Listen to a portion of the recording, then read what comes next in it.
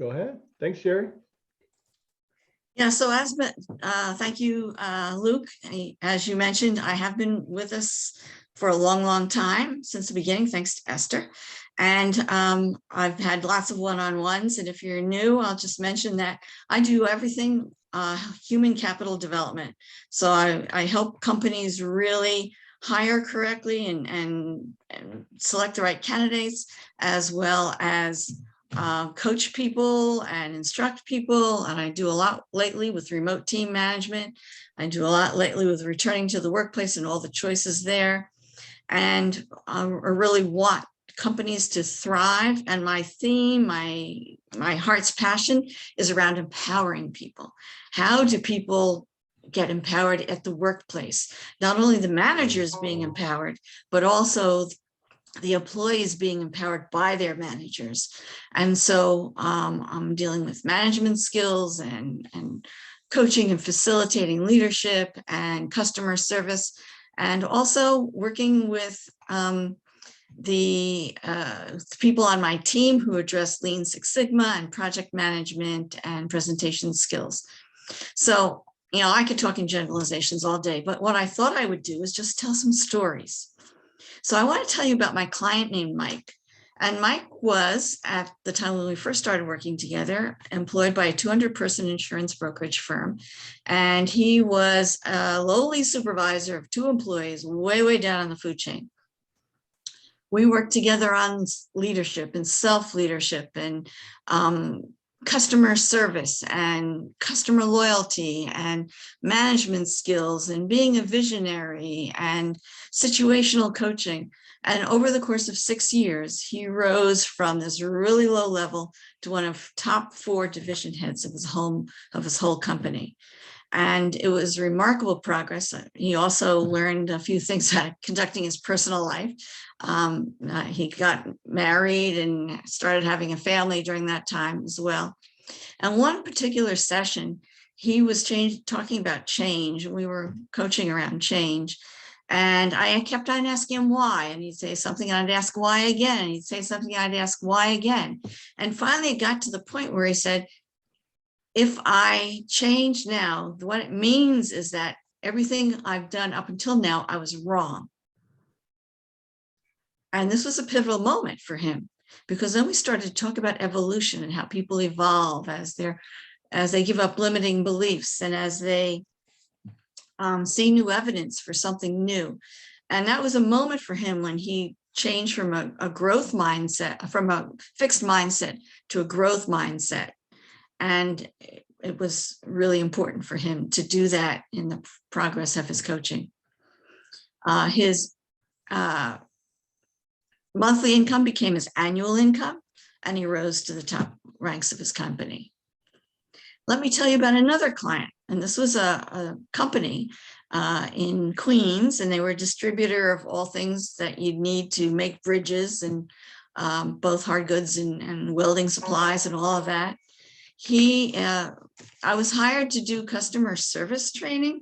And at first I worked with the whole company. There were about 100 employees, and I worked with about 40 of them to sensitize them to customer service. But then I focused on 12 employees who were in inside sales and just sporadically chosen from different departments.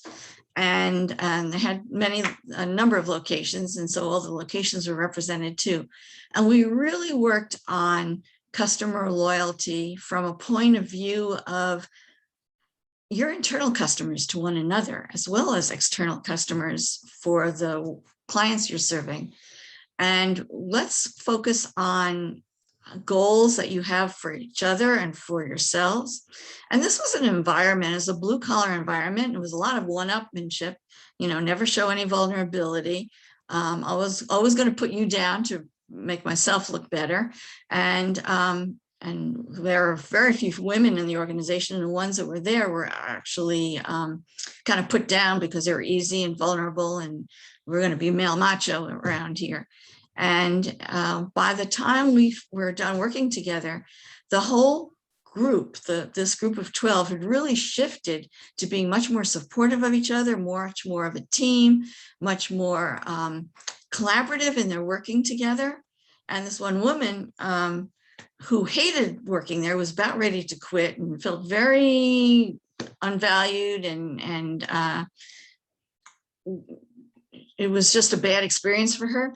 By the end of this working, she absolutely loved her job and she loved her coworkers, and she was promoted, and she really enjoyed being supported in her personal goals, as they all did. And let me tell you about a third scenario. So the third scenario is this nonprofit that I'm working with currently. And I worked with the executive director as an executive coach for the last year. And initially, he was dealing with an HR director who was getting older, having to deal with a lot of COVID issues. And the board just wanted him to outright fire her. And he said, no, she served the organization well for 30 years. He was had much more emotional intelligence than the chair of the board. And he wanted to show a lot of empathy, and he wanted to build this culture of respect and agency and appreciation. And so he worked with her to help her understand that now and make a decision to retire. He learned how to coach people so that they could make their own decisions. And she decided to retire, and he facilitated this easing out, and so that she helped to choose her replacement. She helped to train her replacement. And it really signaled to people in the whole culture of the organization that they were really valued for their commitment to the mission of serving disabled adults, and being able to be valued for what they brought to their to the organization and to furthering the mission of the organization. And we also coached on other things around delegation and holding people accountable, and a lot of work-life balance, and it really overflowed to his daughter going off to college, because he was able to let her make her own choices instead of being a more authoritarian father. And now he brought me in to work with one of his managers so that she could become a better manager. And now he's even brought me into the whole senior leadership team on a whole project on communication and collaboration.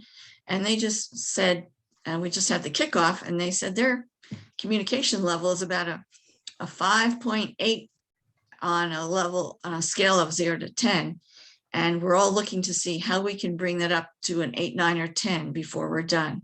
And it involves assessments so that they each learn their coaching, their communication, collaboration preferences, and then they can clue those into each other and learn how to adapt to each other. And they're going to apply that to a project that the ED is going to choose. So they have real life experience in using these newly developed skills to really move the organization forward. And so I thank you. You can find out lots more about me in the introduction that Luke sent in the email earlier today. There's also a Calendly link there. I'll also put it in the chat. Please sign up for a one-on-one with me. Go to my Calendly link and let's get together. I'd love to learn how I can support you and learn how I can bring value to whatever you're doing. So thank you. And it was really wonderful to have this opportunity to address everyone.